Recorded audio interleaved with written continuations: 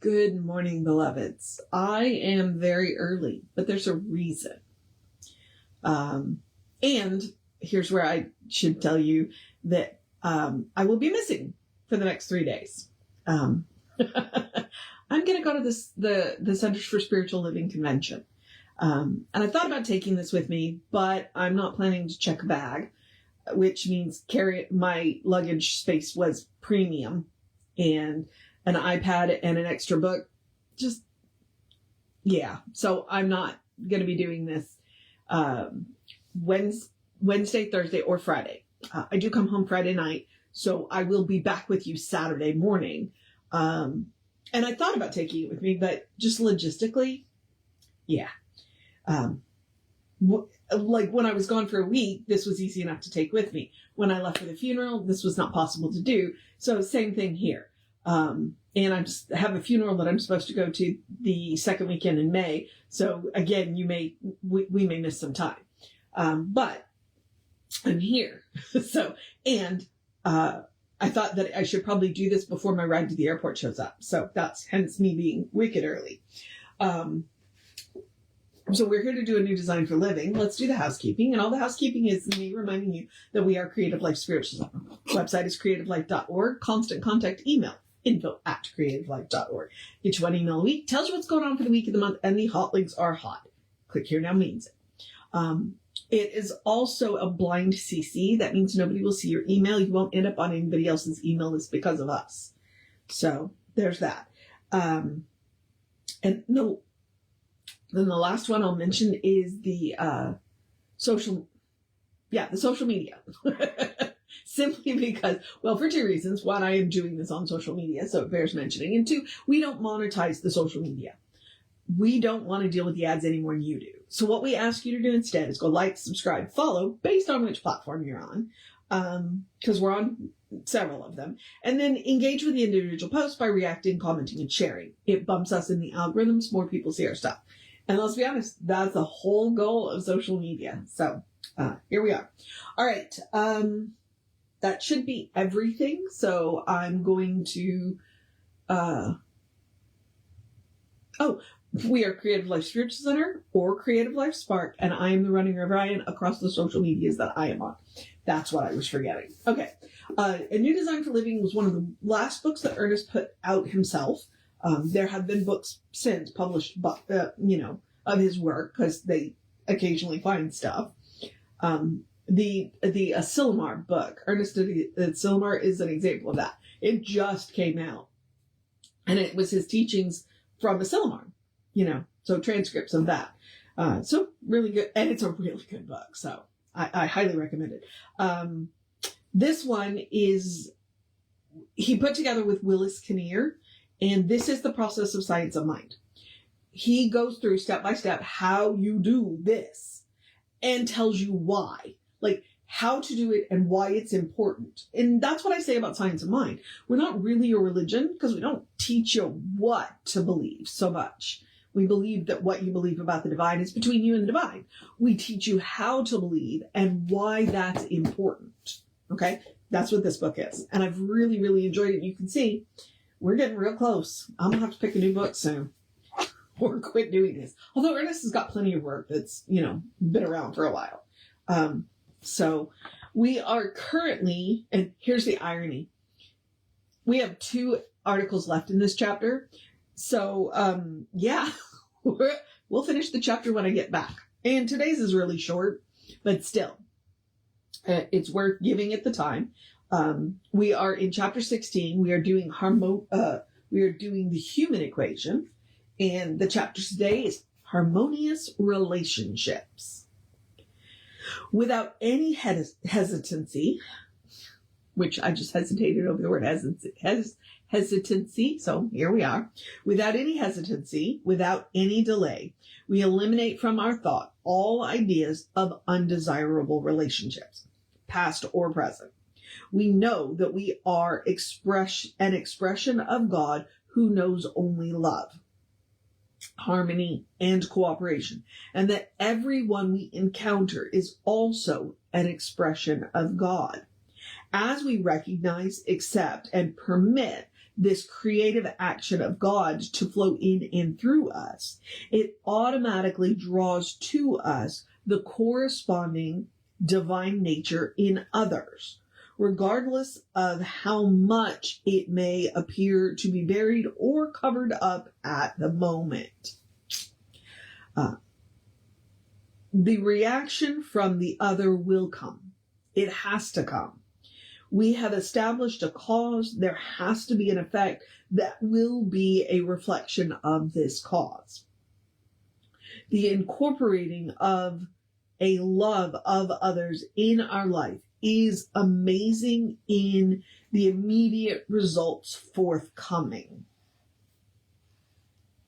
Even the most cynical will appreciate what will happen.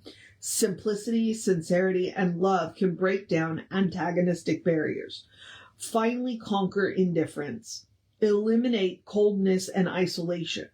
Our lives depend on the love of God for us, and God depends on us for expression in us, as us, and through us. We, in turn, are interdependent with all of those about us for the love and harmony that exists between us, for a fuller enjoyment of life and living. This interdependence is one of the most important things that we need to include in every aspect of our lives. It is fundamental and basic. So that's where I was talking about the thing of nature, where, old science textbooks like to put, they like to put a pyramid of the animal kingdom and put us at the top. In what they've started doing is they put a circle and they put us in the circle, not even necessarily in the middle of the circle, like sometimes we're off to the side. But nature certainly does not revolve around us. We are a part of that nature. And so that interdependence is really important. And the incorporating of a love of others into our life is amazing in the immediate results forthcoming.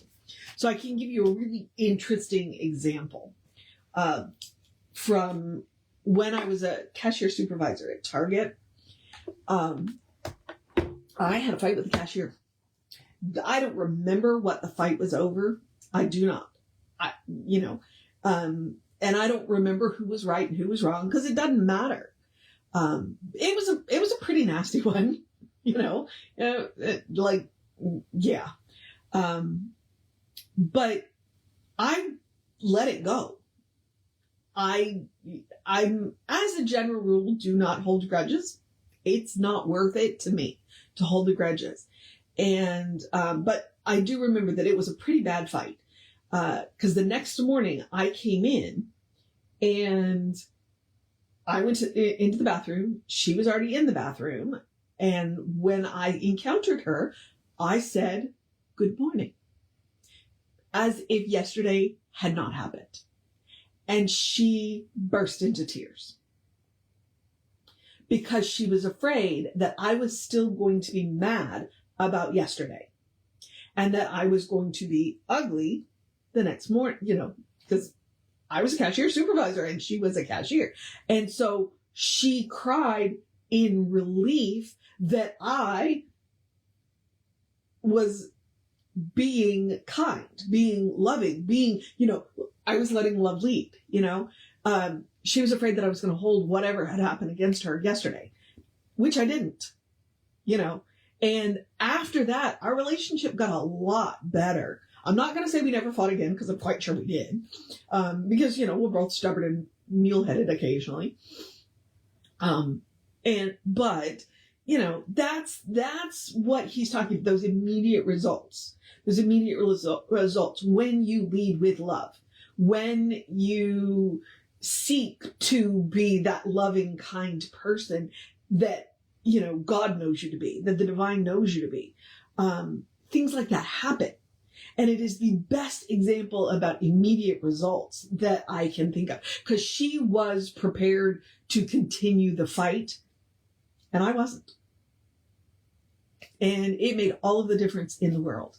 So it's one of those amazing things that you can do that, lead with love. Now, do I let people walk all over me? Absolutely not. And that's why sometimes I will tell you, I will always be kind. I'm not always nice. Okay? I'm not going to let people walk over me. And depending on who was right and who was wrong in that fight the day before, obviously, if she was in the wrong, I was going to hold her accountable for it. But in that moment, she knew that even if I was going to hold her accountable about it, I was going to do it kindly. So that's what he's talking about in that. And that is how we can do it. There's a really funny phrase, and I can't think of it right now. It's always be kind, but take no. So that's that. And that's kind of the way I live my life. It's like, I'm always going to be kind. I'm always going to be kind, but I'm not going to take anything.